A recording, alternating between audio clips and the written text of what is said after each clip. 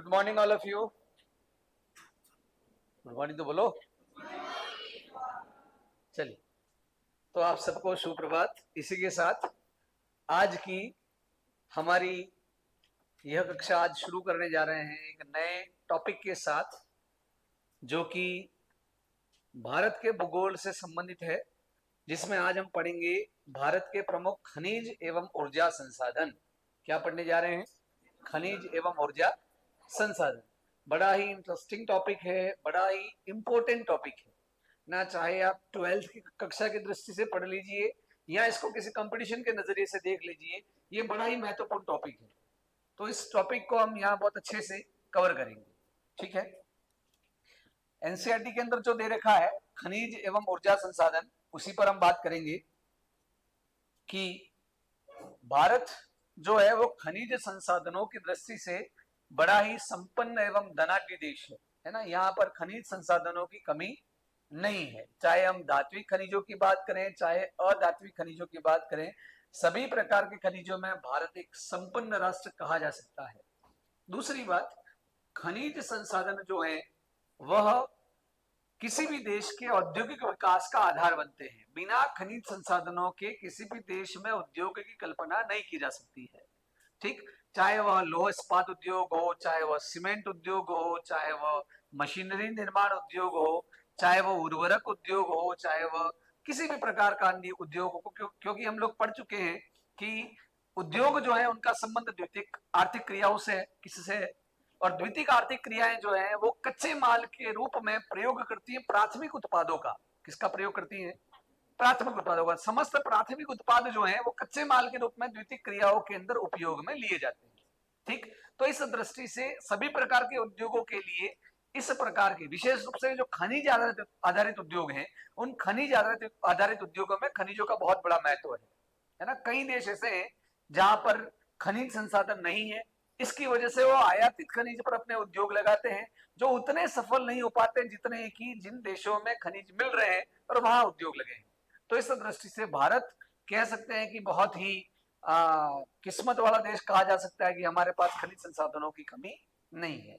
अब इस पाठ के अंदर हम वही पढ़ेंगे कि भारत के अंदर कौन कौन से खनिज हैं, कहां कहां इनका खनन किया जाता है, कौन कौन से जो भाग हैं वो खनिज संसाधनों की दृष्टि से बड़े समृद्ध माने जा सकते हैं। ठीक, तो सबसे पहले खनिज क्या होते हैं वो समझ लेते हैं, इसके बाद इस अध्याय को शुरू करते हैं। चलिए, पहले इसकी भूमिका या प्रस्तावना लिख लीजिए कुछ शब्दों में, फिर हम इसे विधिवत तरीके से शुरू करते हैं। लिखिएगा, भारत भारत विषम भारत विषम व विविधतापूर्ण भारत विषम व विविधतापूर्ण विषमतापूर्ण भूगर्भिक संरचना के कारण भूगर्भिक संरचना के कारण खनिज संसाधनों की दृष्टि से समृद्ध है। खनिज संसाधनों की दृष्टि से समृद्ध है।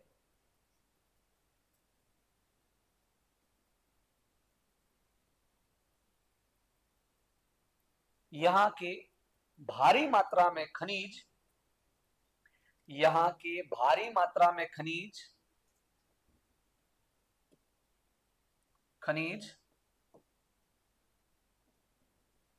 प्री पैलियोजोइक प्री पैलियोजोइक काल से संबंधित है। पुरातन काल से संबंधित है या प्री पैलियोजोइक काल से संबंधित है। काल से संबंधित है।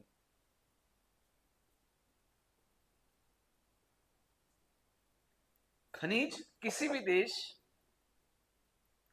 खनिज किसी भी देश में औद्योगिक विकास को आधार प्रदान करते हैं। खनिज किसी भी देश में औद्योगिक विकास को आधार प्रदान करते हैं। औद्योगिक विकास को आधार प्रदान करते हैं।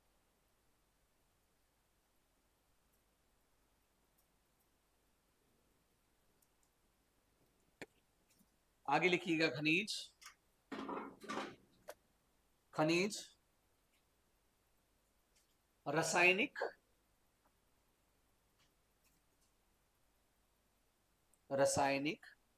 व भौतिक गुणधर्मों के आधार पर खनिज और रासायनिक व भौतिक गुणधर्मों के आधार पर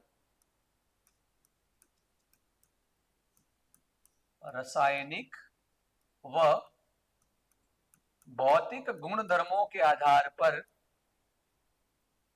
दो वर्गों में बांटे जा सकते हैं। भौतिक गुणधर्मों के आधार पर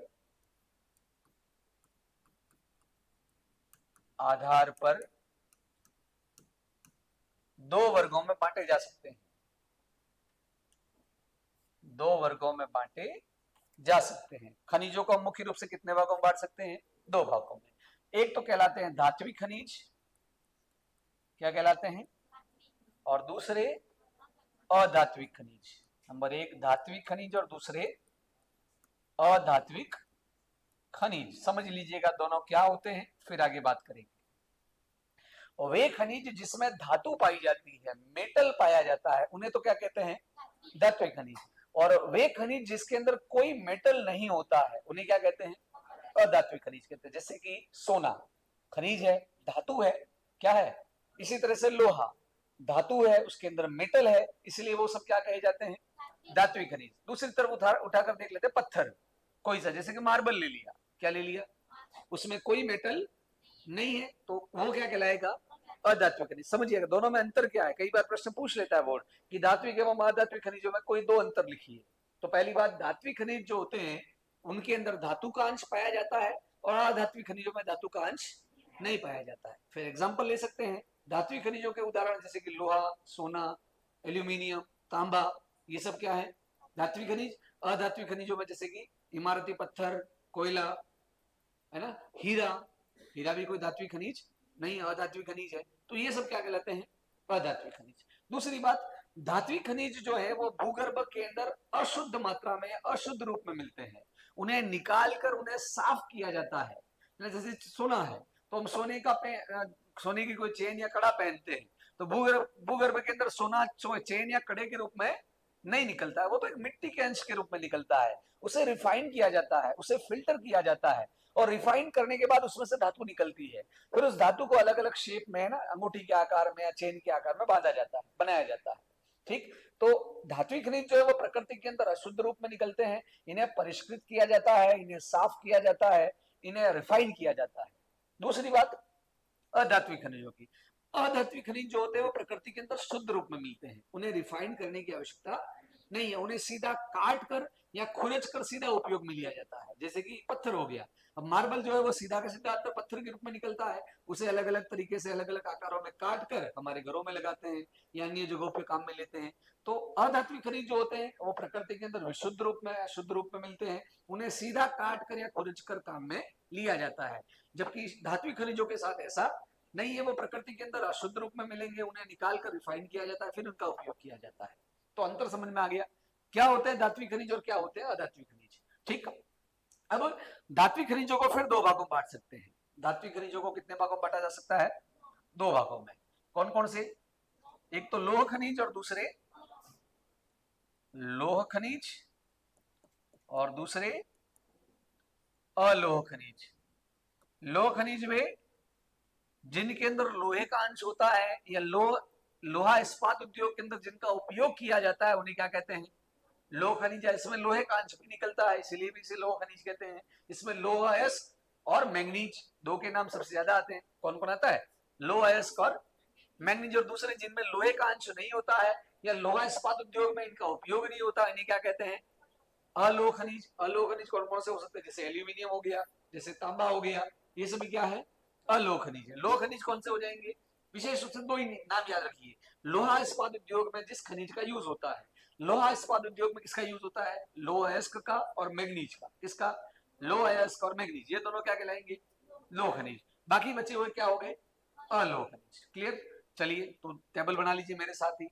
दो वर्गों में बांटा जा सकता है, लिखिए, एक तरफ धात्विक और दूसरी तरफ अधात्विक, फटाफट से। ठीक, लोह खनिज में लिख लीजिए लोह अयस्क और दूसरा मैग्नीज। क्लियर? अलोह खनिज कौन से होंगे? तांबा, एल्यूमिनियम, अर्थात एल्यूमिनियम का अयस्क कौन सा है? कोई बता सकता है? वेरी गुड, कौन सा है? बॉक्साइट। ठीक, तांबा, एल्यूमिनियम, बॉक्साइट, ये कौन से हो गए? अलोह खनिज। धात्विक खनिज बताइए, धात्विक खनिजों के, अधात्विक खनिजों के नाम? संगमरमर, संगमरमर हो गया, मार्बल हो गया, इसके अलावा जिप्सम, इसके अलावा जिप्सम, कोयला, हाँ पेट्रोलियम, उसको ऊर्जा खनिज भी कह सकते हैं और अधात्विक भी है। पेट्रोलियम, संगमरमर, जिप्सम, कोयला, पेट्रोलियम। चूना पत्थर, लाइमस्टोन, चूना पत्थर, हाँ संगमरमर के साथ ग्रेनाइट भी लिखा जा सकता है, ग्रेनाइट। ये सभी कौन से हैं? अधात्विक खनिजों के उदाहरण हैं।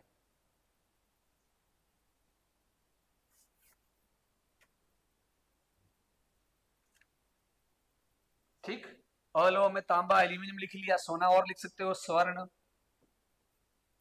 सोना भी इसी का उदाहरण है।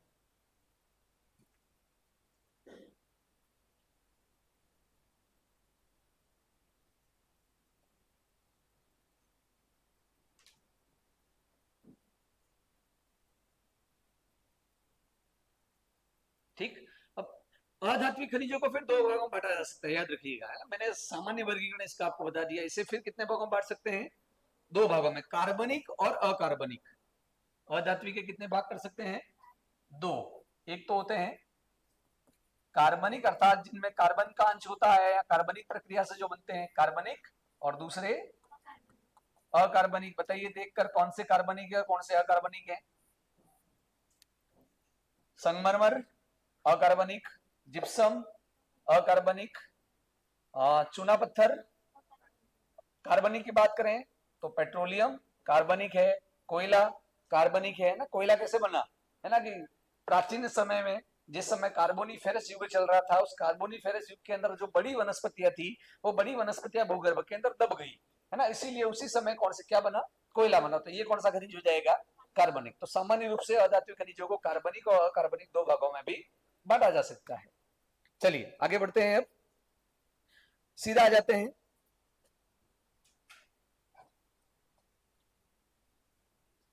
भारत में खनिजों का वितरण। सीधा टॉपिक डालिए, भारत के परिप्रेक्ष्य में पढ़ेंगे भारत में खनिजों का वितरण।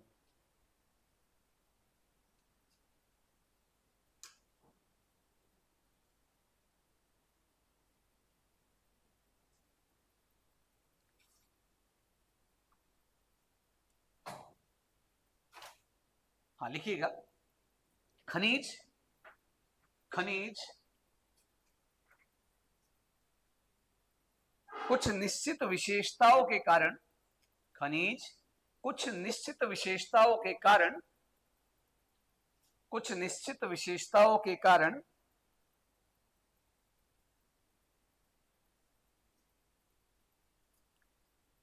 विशेष स्थानाबद्ध क्षेत्रों में मिलते हैं, विशेष स्थानाबद्ध क्षेत्रों में मिलते हैं। सभी जगह पे सभी खनिज नहीं मिलेंगे, उनकी कुछ पर्टिकुलर विशेषताएं हैं, निर्माण प्रक्रिया है, उसकी वजह से वो विशेष स्पेसिफिक जगह पे मिलते हैं, कुछ निश्चित या विशेष स्थानों पर मिलते हैं। इसी कारण इनका वितरण असमान मिलता है, इसी कारण इनका वितरण असमान मिलता है।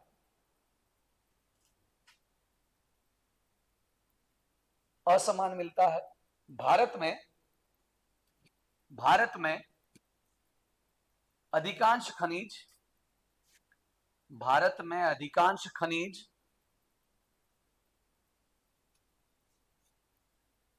अधिकांश खनिज प्रायद्वीपीय पठारी भाग, प्रायद्वीपीय पठारी भाग की प्राचीन क्रिस्टलीय चट्टानों में मिलते हैं। कि प्राचीन क्रिस्टलीय चट्टानों में मिलते हैं, प्राचीन क्रिस्टलीय चट्टानों में मिलते हैं।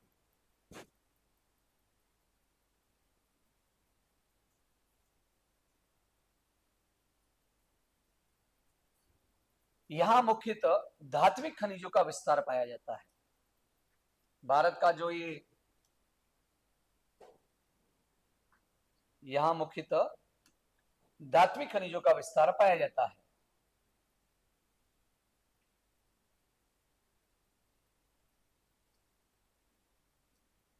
ये जो पूरा है, मैंने एक लाइन खींच ली, यह जो पूरा का पूरा प्रायद्वीपीय पठारी भाग है, इस प्रायद्वीपीय पठारी भाग में मुख्य रूप से किस प्रकार के खनिजों की मात्रा ज्यादा है? धात्विक खनिजों की, है ना। भारत के अंदर अधिकांश जो धात्विक खनिज है वो प्री पैलियोजोइक काल के हैं। ठीक, इस प्रायद्वीपीय पठार के अंदर मुख्य रूप से धात्विक खनिजों की प्रचुरता पाई जाती है। ठीक, तो खनिजों की दृष्टि से पठारी भाग सबसे ज्यादा इंपॉर्टेंट होती है, याद रखिएगा। सबसे अधिक इंपॉर्टेंस कौन से भाग की होती है? पठारों की। विशेष रूप से धात्विक खनिज जो है वो पठारों के अंदर ज्यादा मिलते हैं। भारत के अंदर यदि खनिजों का जमाव देखें तो ये यहाँ से यहाँ तक पूरा का पूरा जो मैदानी भाग है, यही भाग खनिजों की दृष्टि से विरल है। यहाँ पर खनिज नहीं है, बाकी सभी भागों में छुटपुट मात्रा में कोई ना कोई खनिज मिलेगा ही मिलेगा। क्योंकि ये जो भाग है, जलोढ़ मैदान जो है वो नदियों द्वारा लाई गई जलोढ़ मिट्टी से बना है। यदि हम 2000 मीटर अंदर तक भी खुदाई करेंगे तो भी अंदर से क्या निकलेगा? जलोढ़ मिट्टी ही निकलेगी। क्या निकलेगा?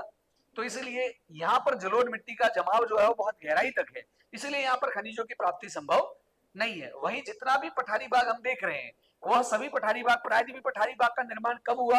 हम लोग पहले पढ़ चुके हैं कक्षा 11 के अंदर, बताइए। क्रिटेशियस काल के अंदर। कौन से काल में? क्रिटेशियस युग के अंदर। यहाँ एक लंबी दरार थी, क्या था? और दरारी उद्भेदन से जो लावा निकला था, उस लावे के जमते रहने से ये पठारी भाग आसपास के सागरी भागों से, आसपास के सागरी भागों से क्या होता गया? ऊपर उठता गया। तो आसपास के सागरी भाग क्या रह गए? नीचे रह गए, और ये भाग क्या हो गया? ऊपर उठ गया। तो ये जो ऊपर उठा, ये सारा का सारा ऊपर जो उठाव है इसका, ये कैसे हुआ है? लावा के जमाव से। कैसे हुआ है? तो अब जो लावा है वो कहां से आया? भूगर्भ से। तो भूगर्भ जो है हमने पहले ही पढ़ चुका कक्षा 11 के अंदर, पृथ्वी की आंतरिक संरचना, उसके अंदर हमने देखा कि भूगर्भ के अंदर निकल, फेरस जैसे बहुत सारे खनिज जो है वो भूगर्भ के अंदर दब गए, है ना। जो विभेदन की प्रक्रिया हुई, तो विभेदन की प्रक्रिया के अंदर जो भारी धातु थी वो कहां चली गई? पृथ्वी के केंद्र में। और हल्की धातु कहां रह गई? ऊपर। तो इसीलिए जो भारी धातु अंदर है वही लावे की प्रक्रिया के द्वारा बाहर आती है। तो लावे के जमाव से इसका निर्माण हुआ। तो सभी पठारी भाग, इवन भारत की बात नहीं कर रहा हूं, विश्व में जहां जहां पठार होंगे वहां धात्विक खनिजों के मिलने की संभावना उतनी ही ज्यादा होगी। क्लियर? तो धात्विक खनिज जो है वो पठारी भाग में ज्यादा है। इस भाग में भारत में खनिज अल्पतम है, नहीं के बराबर है। अब बात करते हैं कोयले की। यदि कोयले की बात की जाए तो भारत का अधिकांश जो कोयला है वो नदी घाटियों में पाया जाता है। कहां पाया जाता है? चाहे वो दामोदर नदी घाटी हो, चाहे वो सोन नदी घाटी हो, है ना। तो दामोदर नदी घाटी, सोन नदी घाटी, इन नदी घाटियों के अंदर, गोदावरी नदी घाटी, महानदी घाटी के अंदर बहुत ज्यादा कोयले के जमाव है। तो लिखिएगा अगली लाइन में, लिखना, देश का लगभग 97% कोयला, देश का लगभग 97% कोयला दामोदर, सोन, महानदी और गोदावरी, दामोदर, सोन, महानदी और गोदावरी, दामोदर, सोन, महानदी और गोदावरी नदी घाटियों में पाया जाता है। नदी घाटियों में पाया जाता है।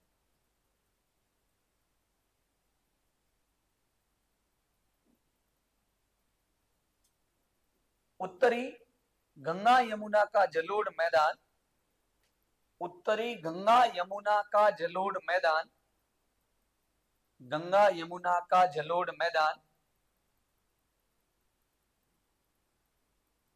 खनिजों की दृष्टि से, खनिजों की दृष्टि से पिछड़ा हुआ है,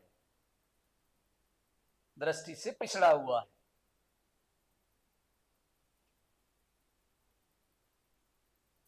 आगे लिखिएगा, भारत का तटीय भाग, भारत का तटीय भाग, तटीय भाग व पश्चिमी राजस्थान, भारत का तटीय भाग व पश्चिमी राजस्थान पेट्रोलियम भंडारों की दृष्टि से संपन्न है। भारत में पेट्रोल कहां मिलेगा? इन अपतटीय भागों में। कहां मिलेगा? एक तो यह अपतटीय भाग और दूसरा पश्चिमी राजस्थान। इन भागों में पेट्रोलियम के जमाव जो है वो बहुत ज्यादा है, तो पेट्रोल की दृष्टि से ये भाग संपन्न है। आगे हम ऊर्जा खनिजों में पेट्रोल को पढ़ेंगे और बहुत अच्छे से पढ़ेंगे, उसमें इस पे बात करेंगे सभी में। ठीक, ये तो हमने देख लिया मोटा मोटा कि भारत में खनिज जो है वो कहां कहां और कौन कौन से खनिज है। यदि धात्विक खनिज नाम आ गया तो कहां मिलेंगे? प्रायद्वीपीय पठारी भाग में। पेट्रोलियम कहां मिलेगा? अपतटीय भाग में और पश्चिमी राजस्थान के अंदर। कोयला कहां मिलेगा? नदी घाटियों के अंदर, है ना। कौन से भाग में खनिज नहीं है, अल्पतम है, तो जलोढ़ मैदान के अंदर। ये मोटा मोटा हमने एक स्ट्रक्चर देख लिया कि भारत में, क्योंकि हम लोग खनिजों को पहली बार पढ़ रहे हैं, तो इसलिए हमारे दिमाग में खाका बन जाना चाहिए कि इन इन भागों में खनिज है। फिर हम आगे स्पेशल एक एक खनिज की बात करेंगे। अब यदि भारत में खनिजों के भंडार या जमाव की बात करें तो उसकी दृष्टि से भारत में खनिजों को 3 पेटियों में बांटा गया है। कितने भागों में बांटा गया है? 3 पेटियों में। ठीक, आगे उद्योगों की भी पेटियां पढ़ेंगे, इससे पहले अभी खनिजों की पेटियां देखते हैं। तो एनसीईआरटी जो ये कहती है कि भारत में खनिजों का जमाव मुख्य रूप से कितनी पेटियों के अंदर है? 3 पेटियों में। तो लिख लीजिए इसको अगली लाइन में। भारत में खनिज मुख्यतः 3 विस्तृत पेटियों में केंद्रित है। भारत में खनिज मुख्यतः 3 विस्तृत पेटियों में केंद्रित है। 3 विस्तृत पेटियों में केंद्रित है। नाम लिख लीजिए। उत्तरी पूर्वी पठारी प्रदेश, सीधा मैप पर ही बात करेंगे। पहला उत्तरी पूर्वी पठारी प्रदेश, दक्षिणी पश्चिमी पठारी प्रदेश, उत्तरी पूर्वी पठारी प्रदेश, दक्षिणी पश्चिमी पठारी प्रदेश और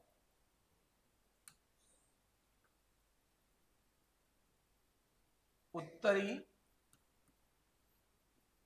पश्चिमी प्रदेश। उत्तरी पश्चिमी प्रदेश।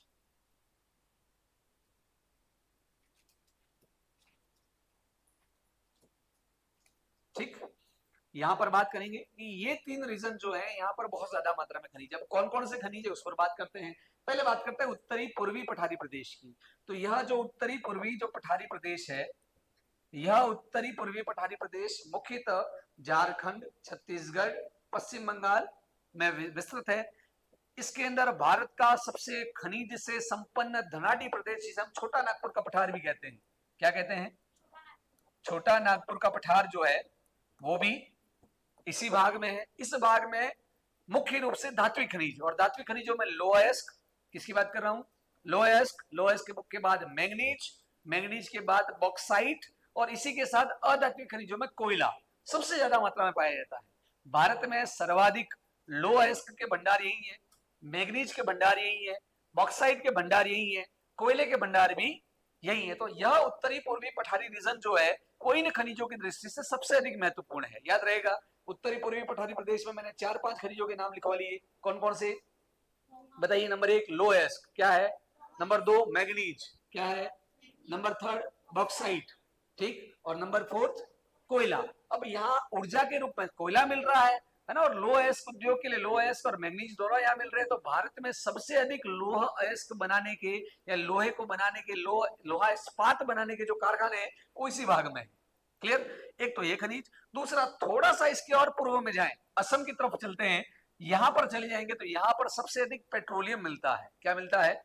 पेट्रोलियम। भारत में सबसे प्रथम पेट्रोलियम का जो खनन किया गया था वो यही किया गया था। तो एक तो अपतटीय भाग जो है पेट्रोलियम की दृष्टि से संपन्न है, दूसरा असम जो है यह भी पेट्रोलियम की दृष्टि से संपन्न है। Clear clear? तो ये हो गया उत्तरी पूर्वी पठारी प्रदेश। हमें कहीं पर भी न तो रटना है न इसको याद करने की कोशिश करनी है, केवल क्या करते जाना है? समझते जाना है। ऑटोमेटिकली दिमाग में आपकी वो सारी चीजें फिक्स हो जाएंगी। क्लियर? तो यह उत्तरी पूर्वी पठारी प्रदेश कौन कौन से खनिजों की दृष्टि से संपन्न है, बात कर ली। अब आगे चलते हैं दक्षिणी पश्चिमी पठारी प्रदेश। दक्षिणी पश्चिमी पठारी प्रदेश मुख्य रूप से महाराष्ट्र, कुछ हिस्सा मध्य प्रदेश का इसमें शामिल कर सकते हैं। इसके बाद में कर्नाटका को शामिल कर सकते हैं और तमिलनाडु का उत्तरी भाग शामिल किया जा सकता है।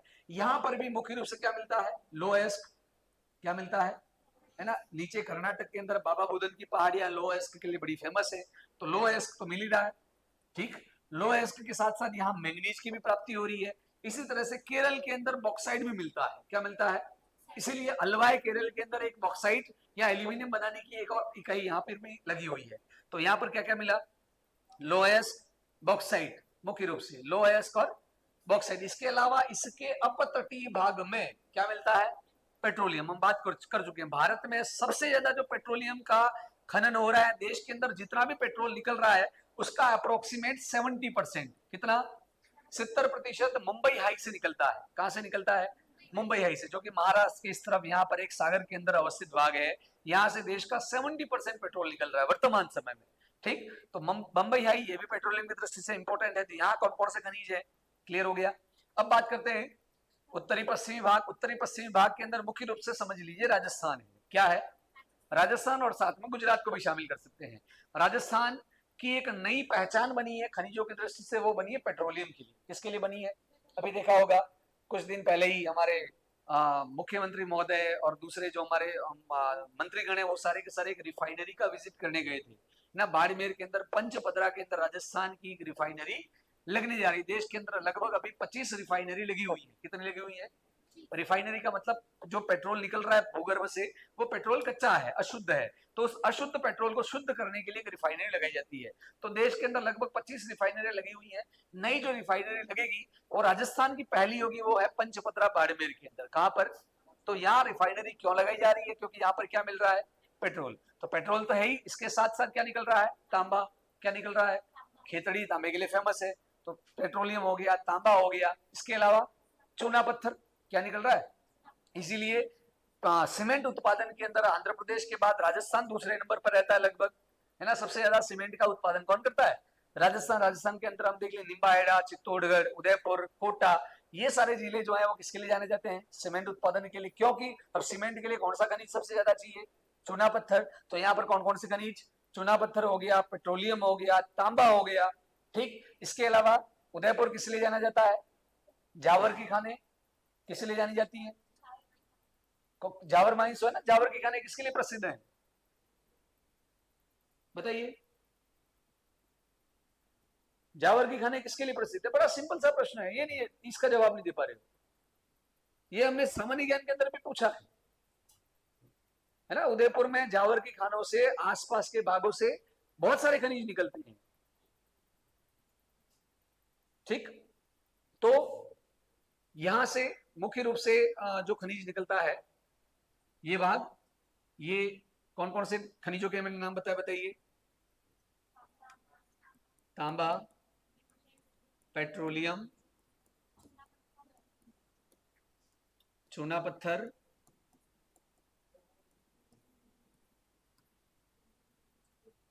टंगस्टन भी निकलता है। क्या निकलता है, डेगाना से क्या निकलता है, टंगस्टन, चांदी, और क्या निकलती है, जिप्सम। ये भी यहां से बहुत ज्यादा मात्रा में प्राप्त होता है। ठीक, तो ये भारत के प्रमुख खनिजों का बेल्ट हो गया। कौन सा बेल्ट हो गया, कि यहाँ कौन कौन से खनिज निकल रहे हैं। चलिए इसको उतारते हैं। भारत में खनिज मुख्य रूप से 3 पेटियों में है, तीनों के नाम लिख लिए। अब एक एक पेटी के बारे में संक्षेप में लिखते जाएंगे।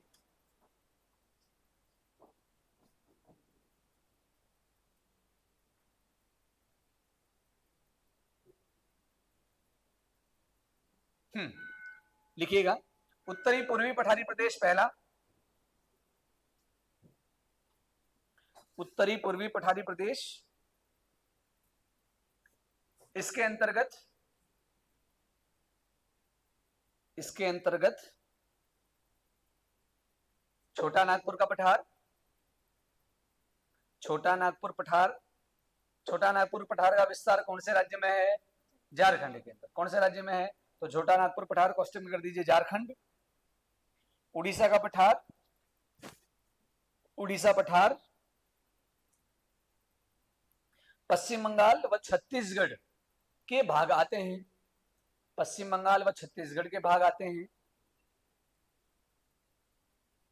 यहां मुख्य रूप से लोएस्क, मैंगनीज, जो खनिज मैंने बताए अपनी मेमोरी के आधार पर लिखिए। लोएस्क, मैंगनीज और बॉक्साइट और कोयला, और असम की तरफ चले जाएंगे तो पेट्रोलियम।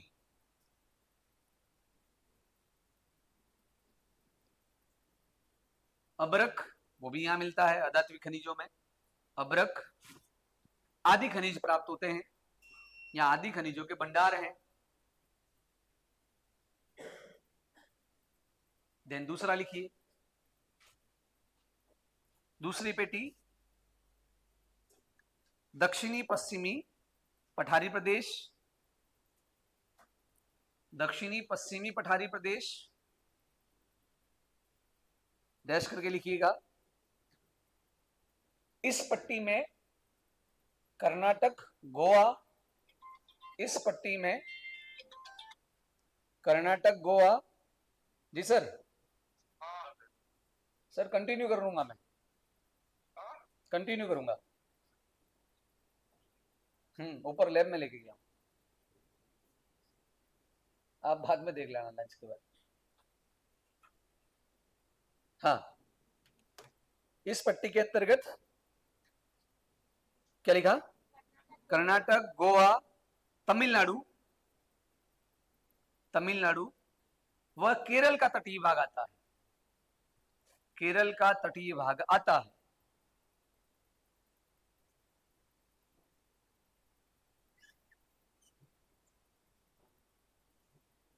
क्या निकलता है यहां से?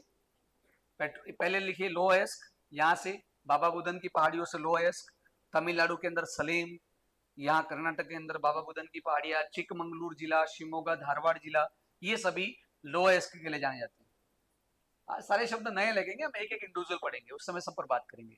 तो यहाँ हो गया लोएस्क। लोएस्क के बाद लिखिए बॉक्साइट, लोएस्क बॉक्साइट। अपतटीय भाग से पेट्रोलियम, अपतटीय भाग से पेट्रोलियम। और केरल का जो तटीय भाग है ना, यहां से थोरियम निकलता है, जो कि परमाणुविक खनिज, आणविक खनिज है। तो लिखिए केरल के तटीय भाग से, केरल के तटीय भाग से थोरियम एवं मोनोजाइट, तटीय भाग से थोरियम एवं मोनोजाइट खनिजों की प्राप्ति होती है, खनिजों की प्राप्ति होती है, प्राप्ति होती है। हमें मोटा मोटा यहां पर ये याद रखना है कि कौन कौन से खनिज यहां मिल रहे हैं। क्लियर? चलिए अगला जिसकी हम बात कर रहे थे, उत्तरी पश्चिमी पठारी, उत्तरी पश्चिमी भाग, ऐसा कर दीजिए, पठारी भाग नहीं बोलेंगे इसको, उत्तरी पश्चिमी भाग।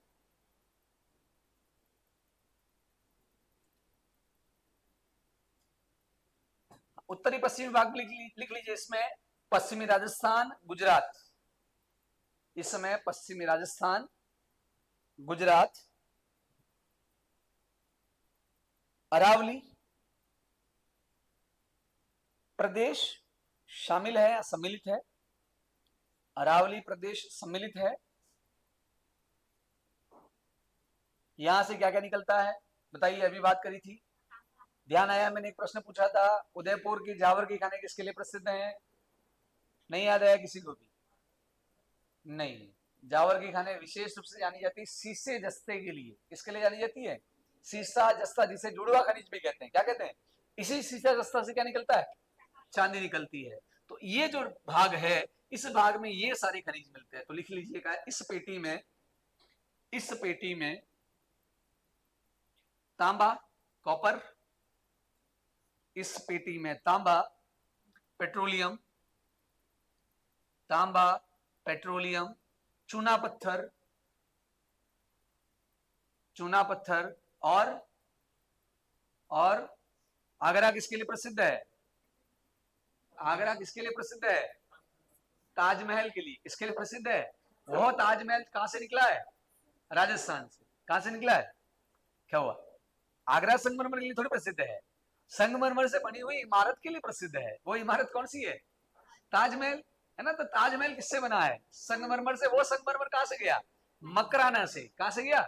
मकराना का जो संगमरमर है वो बेदाग है, बिल्कुल सफेद है, तो इसीलिए राजस्थान उसके लिए फेमस है।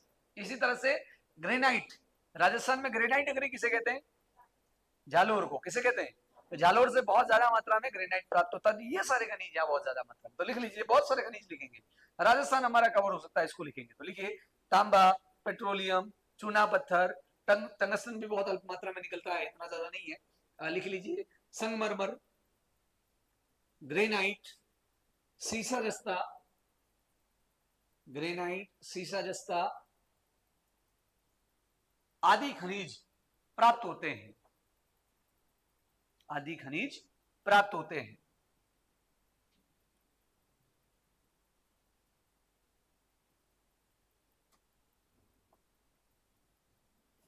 ठीक, ये तो हो गई मेजर 3 बेल्ट।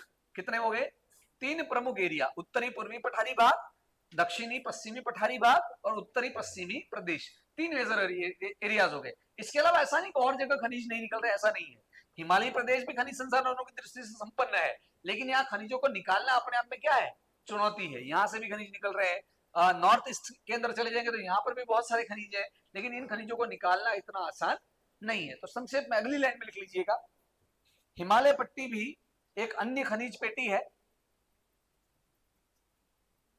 हिमालय पट्टी भी एक अन्य खनिज पेटी है। यहां से तांबा, कोबाल्ट, सीसा जस्ता, यहां से तांबा, कोबाल्ट, सीसा जस्ता जैसे महत्वपूर्ण खनिज के भंडार हैं। यहां पर कोबाल्ट, सीसा जस्ता, तांबा जैसे महत्वपूर्ण खनिजों के भंडार हैं।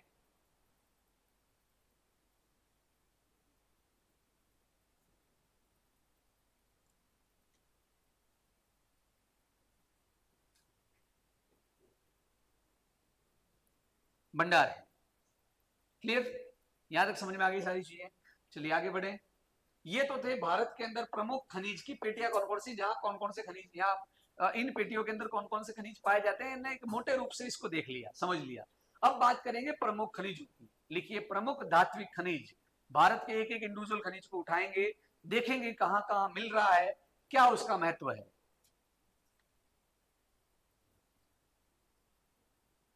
पहला, भारत के प्रमुख धात्विक खनिज, और पहले खनिज का नाम लिख लीजिए लौह अयस्क। लौह अयस्क।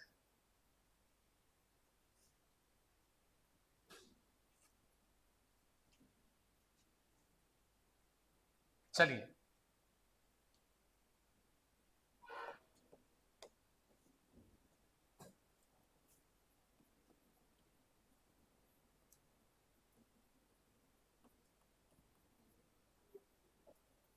चलिए बात करेंगे लौह अयस्क की। लौह अयस्क को हमने पहले भी निर्माण उद्योगों के अंदर देख लिया था। क्या कहते हैं? आधारभूत खनिज कहते हैं। क्या कहते हैं? आधारभूत खनिज क्यों कहते हैं? क्योंकि यह खनिज जो है वो अन्य उद्योगों के अंदर भी काम में लिया जाता है ना। लौह खनिज जो है, यह खनिज एक आधारभूत खनिज है। बहुत सारे अन्य इंडस्ट्रीज जो है, बहुत सारी अन्य इकाइयां जो है उद्योगों की, वो इस खनिज पर निर्भर करती हैं। अब बात करते हैं यह खनिज निकलता कैसे है, कहां से प्राप्त होता है, क्या इसकी विशेषताएं हैं। थोड़ा सा मैं आपको और पिछली कक्षा के अंदर लेकर जाता हूं, है ना। हम 11वीं को भी 12वीं के साथ साथ पढ़ते जाएंगे। हमने 11वीं कक्षा के अंदर देखा था पृथ्वी की आंतरिक संरचना या धरातल का जो भूपर्पटी, उसकी बनावट। भूपर्पटी की बनावट में यदि बात करें तो पृथ्वी की भूपर्पटी में सबसे ज्यादा मात्रा में कौन सा खनिज है? सबसे ज्यादा कौन सा खनिज है, बता सकते हैं? Silicon, aluminium. सबसे ज्यादा क्या पाए जाते हैं? सिलिकॉन और एल्यूमिनियम। सिलिका और एल्यूमिनियम जिससे क्या बना है? क्रस्ट बना है ना हमारा। सियाल, और सियाल कहते हैं SiAl, सियाल, जो सिलिका और एल्यूमिनियम से मिलकर बना है, यही क्या है? हमारा क्रस्ट है। क्या है? क्रस्ट। तो इसी सियाल के अंदर सिलिका और एल्यूमिनियम है। तो यह खनिज पृथ्वी की भूपर्पटी के ऊपर सबसे ज्यादा मात्रा में है ना। इसके अलावा सबसे अधिक मात्रा में यदि कोई खनिज मिलता है तो वो मिलता है लौह अयस्क। क्या मिलता है? लौह अयस्क कहीं पर भी हम लोग देखें यहाँ भू परपटी पर कहीं पर भी चले जाओ, लो अयस्क की मात्रा कितनी मिलेगी? 5%। भू परपटी के निर्माण में लो अयस्क का योगदान कितना है? 5%। बचपन में आप लोग खेले होंगे गेम, खेल, चुंबक के ऊपर रस्सी बांधी होगी, जैसे बचपन में ऐसे गाड़ी बनाकर चलाया होगा तो देखा होगा कि बारीक बारीक जो मिट्टी के कण है वो कहाँ चिपके हुए मिलते हैं? चुंबक के ऊपर। तो चुंबक के ऊपर वो कण क्यों चिपके हुए हैं? क्योंकि उस मिट्टी के कणों में किसकी मात्रा है? लोहे की मात्रा है। ठीक, तो वही लो अयस्क सभी जगह है। तो पूरी भू परपटी के अंदर कहीं पर भी हम लोग खुदाई कर लें, कितने परसेंट लो अयस्क निकल जाएगा? 5%। लेकिन यह लो अयस्क उत्पादन की दृष्टि से, खनन की दृष्टि से इतना महत्वपूर्ण नहीं है। लो अयस्क की खुदाई या उसकी खानें वहीं पर लगाई जा सकती हैं जहां पर लो अयस्क की मात्रा 40% से ज्यादा होती है। कितनी ज्यादा होती है? 40% से कम जहां भूगर्भ के अंदर लोहा है वहां पर उसकी खुदाई नहीं की जा सकती, वरना वह अलाभकारी होगा। कैसा होगा? है ना, वहां से कोई फायदा नहीं होगा। जो खान लगाने वाली जो कंपनी है उस कंपनी को नुकसान ही नुकसान होना है, फायदा नहीं होगा। तो इसलिए लो अयस्क की खुदाई कहाँ की जाती है? जहां भूगर्भ में 40% से ज्यादा लो अयस्क हो। ठीक, अब सभी खनिजों के अपने अपने अयस्क होते हैं जिनसे वो खनिज प्राप्त होता है। क्या होते हैं? अयस्क होते हैं। कल परसों शायद हमारे प्रिंसिपल साहब ने प्रार्थना सभा के अंदर पूछा भी था कि लोहे के खनिजों के नाम या अयस्क के नाम बताइए। तो लो अयस्क के कितने लो अयस्क जो है उसके अंदर 4 अयस्क पाए जाते हैं। कितने अयस्क होते हैं? 4। बताइए कौन कौन से? मैग्नेटाइट, शाबाश। दूसरा हेमेटाइट, तीसरा लिमोनाइट, और चौथा सीडेराइट। कौन सा? कितने हो गए? 4। ये 4 लोहे के अयस्क हैं। बेटा नहीं मिलेगा किताब में, पन्ने मत पलट, नहीं मिलना है ना, तो ढूंढेगा तो भी नहीं मिलेगा। ये वो बता रहा हूं जो किताब के अंदर नहीं है। लो अयस्क कितने प्रकार के हो गए? 4 प्रकार के। मैग्नेटाइट, हेमेटाइट, लिमोनाइट और सीडेराइट। ये 4 प्रकार के लो अयस्क गुणवत्ता के आधार पर या क्वालिटी के आधार पर मैंने इनका जो क्रम है वो निर्धारित किया है। हेमेटाइट किसे कहते हैं? उस अयस्क में जिसमें लोहांश की मात्रा लगभग 75% से ज्यादा होती है। कितनी? 75 से ज्यादा है, 80% से ज्यादा होती है, 80% मानकर चलते हैं। 80% से ज्यादा जिस मिट्टी के अंदर लोहा है वह मिट्टी क्या कहलाएगी? सिंपल तरीके से समझिए, ये नाम भूगर्भ में से क्या निकाल रहे हैं? मिट्टी निकाल रहे हैं। उस मिट्टी में लोहा कितना होना चाहिए? यदि 75 से 80% है तो क्या कह दिया? वो मैग्नेटाइट लोहा। अब जब हम फैक्ट्री के अंदर वो मिट्टी लेकर जाएंगे तो उस मिट्टी में से वेस्ट कितना निकलेगा? 15 से 20%। कितना निकलेगा? बाकी सारी मिट्टी जो है वो हमारे लोहे की सिल्ली के रूप में क्या हो जाएगी? काम आ जाएगी। तो वहां पर जहां पर मैग्नेटाइट किस्म का लोहा निकलता है वहां पर उद्योगपति को सबसे ज्यादा क्या होगा? फायदा होगा। क्या होगा? लेकिन भूगर्भ में भगवान इतने भी दिलदार नहीं है कि वो आपको सब जगह मैग्नेटाइट दे देंगे। तो धरातल पर मैग्नेटाइट के भंडार बहुत कम है, सभी जगह पर मैग्नेटाइट नहीं है। भारत में तो और कम है। भारत में मैग्नेटाइट प्रकार का अयस्क बहुत कम मात्रा में निकलता है। ठीक है, चलिए कोई बात नहीं, दूसरे पे चलते हैं। सेकंड कौन सा? हेमेटाइट। जिस अयस्क के अंदर लो अयस्क की मात्रा जो होती है वो 70% से 80% के बीच होती है। 70 to 80 या 70 to 75 मान लीजिए, जहां पर होती है वो कौन सा हो गया? हेमेटाइट। तो ये बहुत बढ़िया तो नहीं है लेकिन ज्यादा खराब भी नहीं है, तो इसे हम साधारण प्रकार का अयस्क कहेंगे। हेमेटाइट को क्या कहेंगे? साधारण प्रकार का अयस्क कहेंगे। और अच्छी बात यह है कि भारत में मिलने वाला जो लोहा है उसका मैक्सिमम लगभग 90% कौन से प्रकार का है? हेमेटाइट। तो हमारे पास बहुत घटिया भी नहीं है, बहुत अच्छा भी नहीं, साधारण प्रकार का लोहा जो पृथ्वी में लगभग सबसे अधिक मात्रा में पाया जाता है। तो हेमेटाइट सिंपल किस्म का हो गया। फिर बात करते हैं लिमोनाइट और सिडेराइट। लेकिन इनमें तो लोहांश की मात्रा और घटती जाती है, लेकिन इसलिए इतने ज्यादा महत्वपूर्ण नहीं है। तो ये तो हो गए लोहे के अयस्क। कितने हो गए? 4। कौन कौन से? मैग्नेटाइट, हेमेटाइट, लिमोनाइट और सिडेराइट। सबसे बढ़िया मैग्नेटाइट। ठीक, अब बात करते हैं इनके भंडार कहाँ कहाँ है, कहाँ इसकी खुदाई की जाती है। ठीक, यदि इनके भंडारों की बात करें, वैसे तो हम इसको एक बार में पूरा ही समझ चुके हैं। इसके सबसे अधिक भंडार पाए जाते हैं छोटा नागपुर के पठार में। कहाँ पाए जाते हैं? जो कि फैला हुआ है झारखंड और छत्तीसगढ़ के अंदर। कहाँ का फैला हुआ है? तो झारखंड, छत्तीसगढ़, उड़ीसा, कर्नाटक, गोवा, ये 5 लोह अयस्क के सबसे अधिक उत्पादन करने वाले स्टेट हो गए। कौन कौन से बताइए? झारखंड, छत्तीसगढ़, उड़ीसा और कर्नाटक, और कुछ मात्रा में पश्चिम बंगाल से भी निकलता, लेकिन पश्चिम बंगाल लोहे से ज्यादा कोयले के लिए फेमस है। क्यों है वो आगे बात करेंगे। क्लियर? सबसे ज्यादा फेमस कौन हुआ? झारखंड के बाद उड़ीसा में भी, क्योंकि ये भी इसके बॉर्डर पर है तो यहाँ पर भी निकलेगा। इसके अलावा कर्नाटक, गोवा और तमिलनाडु का भी कुछ अंश आता है। ये 5-6 स्टेट हैं जो लोहे की खुदाई करते हैं। इसी वजह से लोहा इस्पात उद्योग जो लगा हुआ है भारत के अंदर, वो भी इन्हीं राष्ट्रों के अंदर है। जैसे कि हमने कल परसों सामान्य ज्ञान के अंदर बात की थी, भारत का टाटा नगर किसे कहा जाता है, या भारत में इस्पात नगरी किसे कहते हैं? जमशेदपुर। जमशेदपुर कहाँ है? झारखंड के अंदर। यहीं से अब जमशेदपुर को टाटा नगरी क्यों कहते हैं, या भारत का रूर प्रदेश भी कहा जाता है, इसे क्या कहते हैं? भारत का रूर रीजन कहते हैं। कारण ये कि यहाँ पर बहुत ज्यादा मात्रा में लोहेस्क है, इसीलिए लोहा इस्पात बनाने की फैक्ट्रियां भी सबसे ज्यादा इसी भाग में। तो झारखंड हो गया, छत्तीसगढ़ हो गया, उड़ीसा हो गया, कर्नाटक हो गया, गोवा हो गया, तमिलनाडु हो गया। उतार लीजिए इसको फटाफट। फिर इसके अंदर खाने कौन कौन सी, उस पर बात करते हैं। लिखिए लोएस्क, लिखिएगा, यह आधारभूत खनिज भी कहा जाता है। आधारभूत खनिज भी कहा जाता है।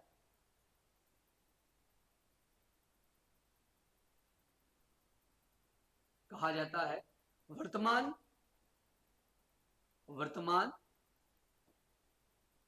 उद्योगों को, वर्तमान उद्योगों को लो अयस्क और लोह अयस्क आधार प्रदान करता है। आधार प्रदान करता है। विश्व में लोहे के 4 अयस्क या किस्म, विश्व में लोहे के 4 अयस्क या किस्म मिलती है। किस्म मिलती है। Number 1 magnetite, number 2 hematite, number 3 limonite और number 4 siderite. Magnetite, hematite, limonite और सिडेराइट। अगली लाइन में लिखिएगा, मैग्नेटाइट व हेमेटाइट, मैग्नेटाइट व हेमेटाइट उत्तम किस्म के अयस्क हैं। उत्तम किस्म के अयस्क हैं। उत्तम किस्म के अयस्क हैं, अतः इनकी मांग भी विश्व में सर्वाधिक रहती है। अतः इनकी मांग भी विश्व में सर्वाधिक रहती है।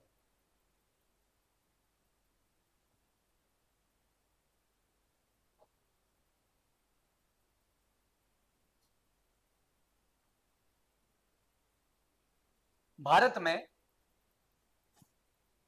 में हेमेटाइट किस्म का लोएस्क सर्वाधिक मिलता है। भारत में हेमेटाइट किस्म का अयस्क सर्वाधिक मिलता है। सर्वाधिक मिलता है।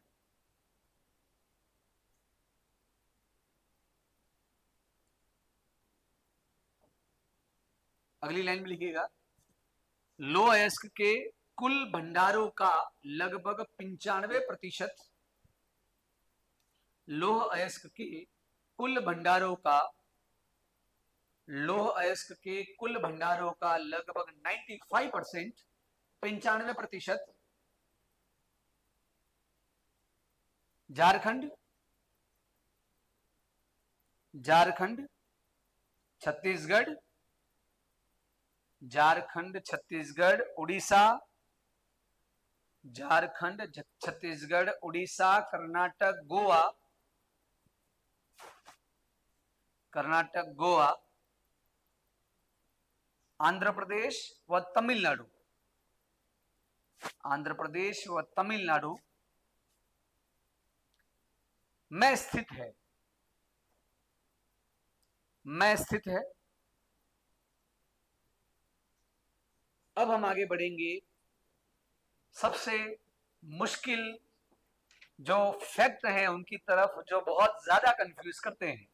ठीक है, लिखिए प्रमुख स्टेट और उनकी खाने, लिखिए महत्वपूर्ण खाने।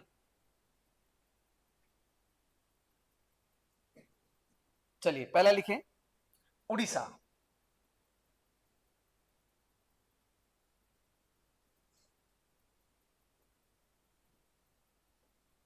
उड़ीसा, उड़ीसा के अंदर लिखो सुंदरगढ़, मयूरभंज, सुंदरगढ़, मयूरभंज जिले। उड़ीसा के अंदर दो जिलों के अंदर सबसे ज्यादा इसकी कह सकते हो कि खनन होता है। एक तो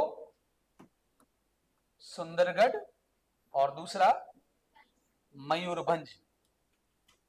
मयूरभंज, ये दो तो क्या हो गए, जिले हो गए। क्या हुए?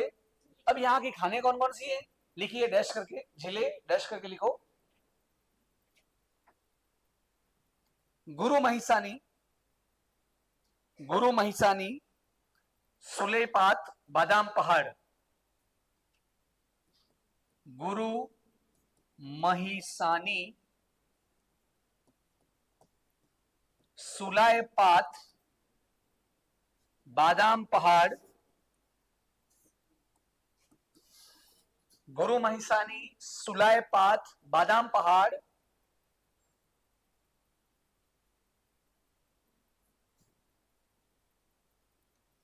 किरुबिरु व बोनाई।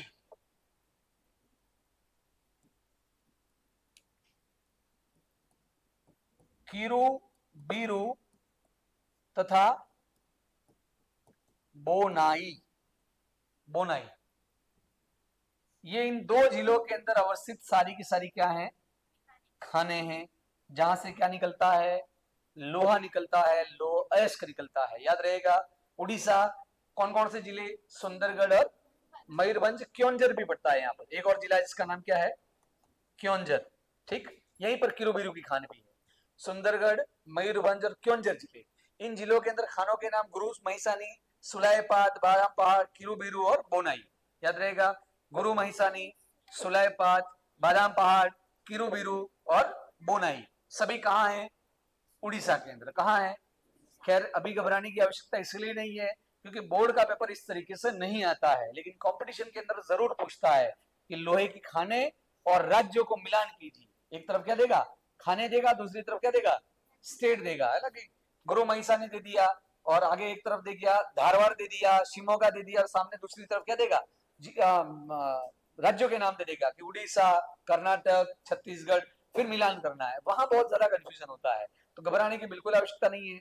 उड़ीसा के अंदर 3 जिले याद कर लीजिए, सुंदरगढ़, मयूरभंज और क्योंझर। इसके अलावा गुरु महिसानी, सुलेपात, बादाम पहाड़, किरुबिरु और बोनाई, ये यहाँ की क्या हो गई, खाने हो गई। हो गया उड़ीसा कंप्लीट। आगे लिखिए झारखंड।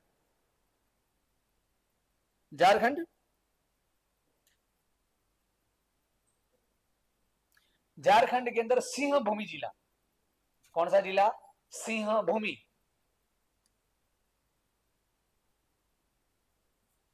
और यहां पर नोआ मंडी और गोवा के खाने। झारखंड के अंदर जिला कौन सा हो गया, सिंह भूमि, और खाने नोआ मंडी और गुआ। सिंह भूमि जिला, नोआ मंडी और गुआ के खाने। फिर अब देखिए झारखंड की सीमा किससे लगी हुई है, नीचे की तरफ, इस तरफ जाएंगे तो किससे लगी हुई है, दक्षिण पश्चिम की ओर, छत्तीसगढ़ से। तो यहीं पर सिंह भूमि जिला भी हमारा यहीं पड़ता है ना। तो सिंह भूमि जिला, नोआ मंडी और गुआ की खाने जो है वो आगे कनेक्ट होती किससे, छत्तीसगढ़ से। तो छत्तीसगढ़ के अंदर दंतेवाड़ा और दुर्ग, इंपोर्टेंट क्या है छत्तीसगढ़ में, दंतेवाड़ा और दुर्ग। तो लिखिए आगे छत्तीसगढ़,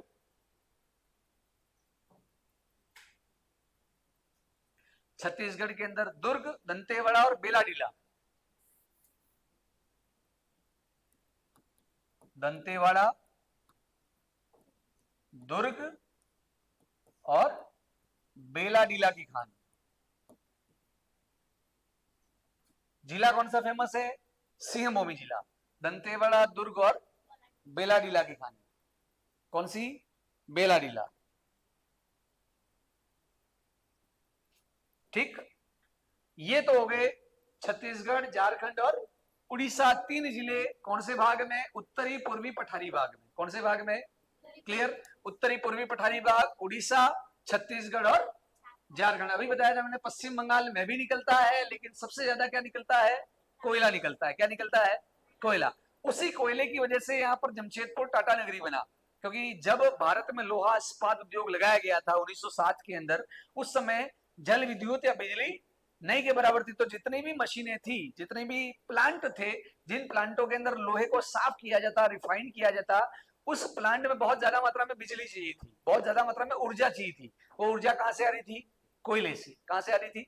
कोयले को जलाते थे, जलाने के बाद उस जो अयस्क था, उस अयस्क को पिघलाते, पिघलाने से लोहा लोहा अलग हो जाता, मिट्टी मिट्टी अलग हो जाती। इस तरह से प्राचीन तरीके से भट्टी विधि से यहाँ पर लोहा जो है वो बनाया जाता था।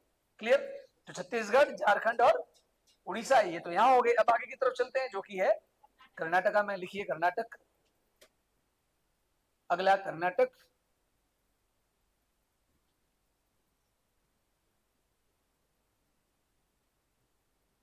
हाँ, कर्नाटक के अंदर जिलों के नाम लिख लीजिए।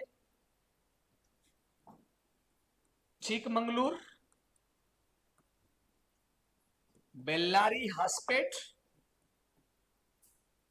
बेल्लारी हासपेट, शिमोगा, धारवाड़, ये जिले हैं। चिकमंगलूर, बेल्लारी, हासपेट, शिमोगा और धारवाड़। चिकमंगलूर, बेल्लारी, हासपेट, शिमोगा और धारवाड़। भारत में जो चट्टानी विशेषता है ना, या चट्टानों का जो वर्गीकरण किया गया भारतीय चट्टानों का, उनमें यही नाम आएंगे। धारवाड़ क्रम की चट्टाने, हासपेट क्रम की चट्टाने, है ना। तो ये जो नाम आए वो यही से आए हैं। तो चिकमंगलूर, बेल्लारी, हासपेट, शिमोगा और धारवाड़ जिले लो अयस्क उत्पादन के लिए प्रसिद्ध हैं।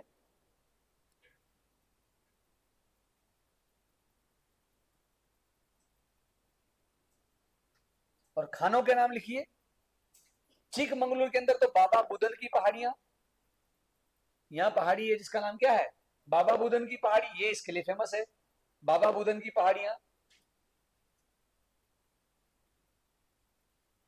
कुद्रमुख, कुद्रमुख, बाबा बुदन की पहाड़ियां, कोमा कुद्रमुख।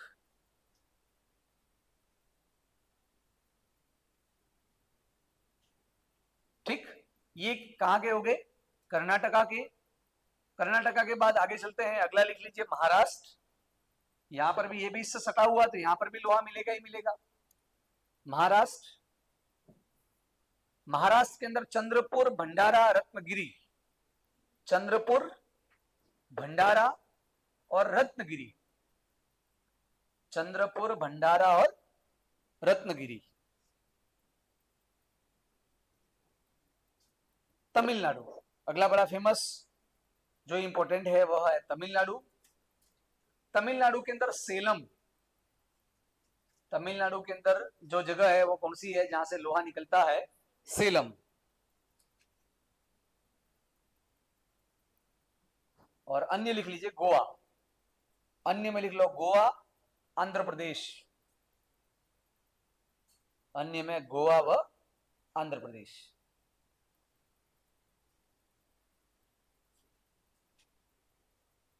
गोवा व आंध्र प्रदेश। तो समझ में आ गया भारत में लो अयस्क कहां कहां निकलता है, क्या इंपॉर्टेंस है और किस तरह से लोहा बनाया जाता है। ओके, चलिए अब चलते हैं अगले खनिज की तरफ, जो कि है जिसके बगैर उस खनिज का पर्सनली या पर्टिकुलर अलग से कोई उपयोग नहीं होता, लेकिन उसका यूज किसमें होता है? लोहा इस्पात बनाने में, अर्थात लोहे को मजबूती देने में।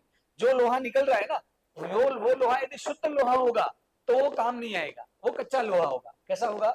कच्चा लोहा ना। शुद्ध जो लोहा होता है, जो हम लोग बनाते हैं, टेबल वगैरह, फर्नीचर वगैरह, पंखे वगैरह बने हुए हैं, उस मजबूत लोहे के अंदर मजबूती लाने के लिए जो धातु मिलाई जाती है, उस धातु का नाम है मैग्नीज। क्या है? तो अगला धातु लिखिए मैग्नीज।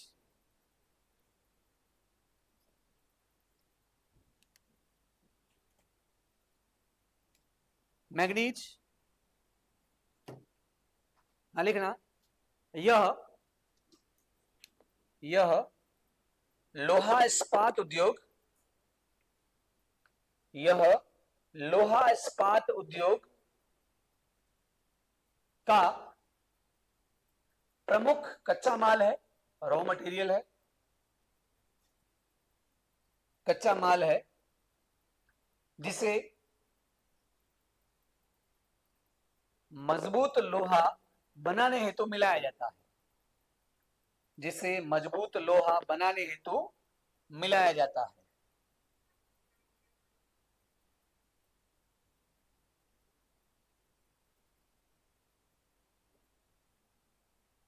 यह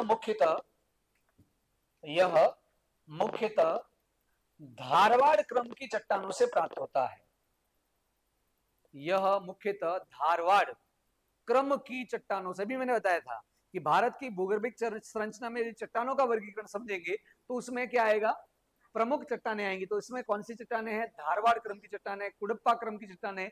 तो धारवाड़ क्रम की चट्टानों में क्या मिलता है, मैंगनीज मिलता है। ठीक, तो धारवाड़ क्रम की चट्टानों में प्राप्त होता है।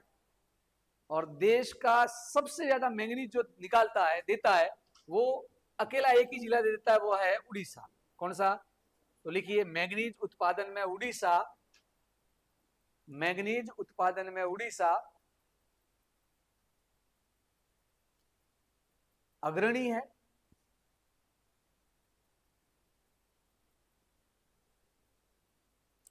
अग्रणी है।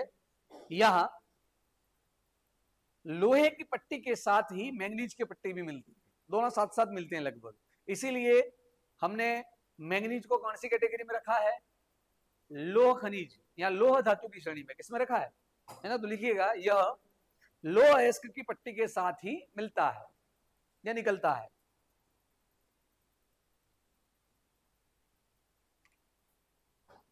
चलिए, उड़ीसा के अंदर प्रमुख क्षेत्र लिखो जहां से मैंगनीज निकल रहा है। प्रमुख क्षेत्र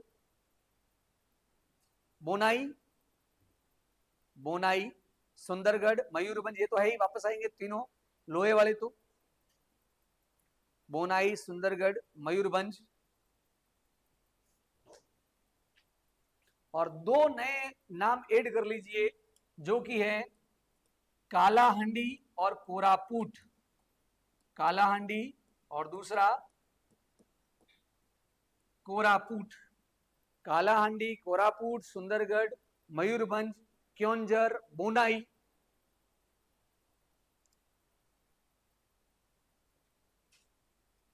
और बोलनगिर, बोलनगिर,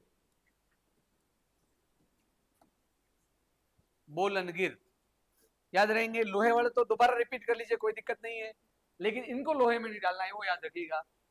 यदि तुक्का भी मारो ना परीक्षा के अंदर तो इसको लोहे में मत डालिएगा, यहां से लोहा नहीं मिलेगा, क्या मिलेगा, मैंगनीज। जहां लोहा मिल रहा है वहां तो मैंगनीज है ना। जैसे कि कौन कौन सी जगह लोहा था, याद कीजिए मेरे साथ, सुंदरगढ़, मयूरभंज, क्योंझर, है ना, किरुबीरू, है ना, ये सब लोहे के खाने हैं, यहीं से मैंगनीज भी निकल रहा है। इसके अलावा कालाहांडी, कोरापुट और बोलनगिर, ये किसके लिए फेमस है, उड़ीसा के अंदर मैंगनीज के लिए। ठीक, उड़ीसा के बाद लिखिए अगला कर्नाटक। अगला कर्नाटक,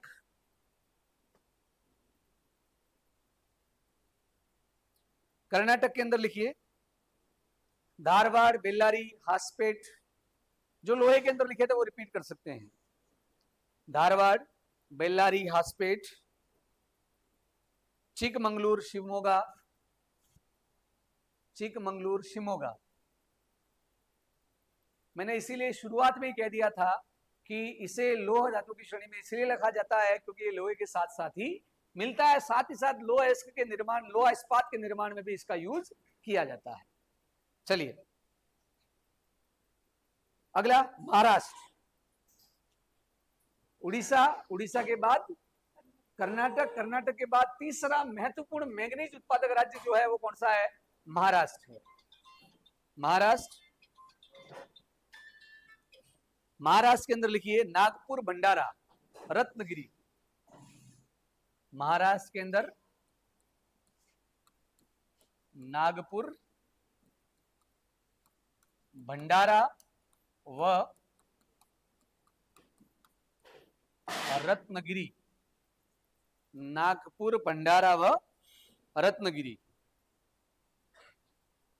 और एक अन्य प्रमुख मैंगनीज उत्पादक स्टेट आता है नया, जो कि आ जाता है महाराष्ट्र से लगा हुआ है, जो कि है मध्य प्रदेश। तो लिखिए मध्य प्रदेश।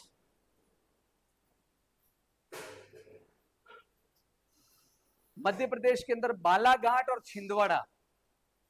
मध्य प्रदेश में लिखिए बालाघाट, छिंदवाड़ा। बालाघाट, छिंदवाड़ा। मांडला व झाबुआ जिला।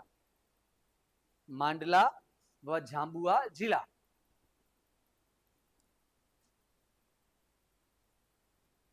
झाबुआ जिला।